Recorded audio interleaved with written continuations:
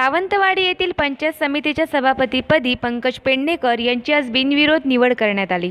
पक्षाकडून एकमेव अर्ज आल्यामुळे त्यांची अखेर निवड बिनविरोध झाल्याचे तहसीलदार राजाराम म्हात्रे यांनी जाहीर केले।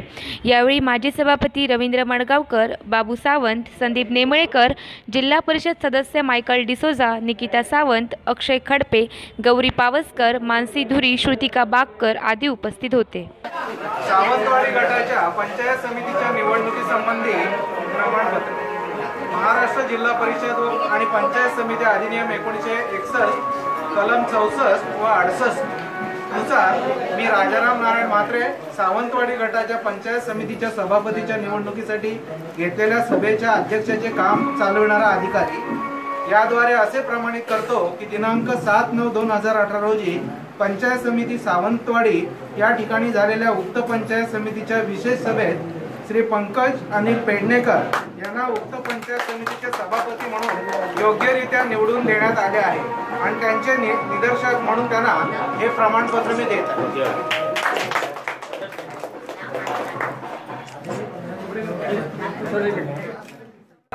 यावेळी स्वाभिमानचे तालुकाध्यक्ष संजू परब, जिल्हा परिषद अध्यक्ष रेश्मा सावंत, माजी सभापती रवींद्र मडगावकर, उत्तम पांढरे, शेखर गावकर, दिलीप भालेकर, प्रियंका गावडे, राजू बेग, संजय नाईक यांनी तसेच स्वाभिमानच्या पदाधिकारी व कार्यकर्त्यांनी शुभेच्छा दिल्या।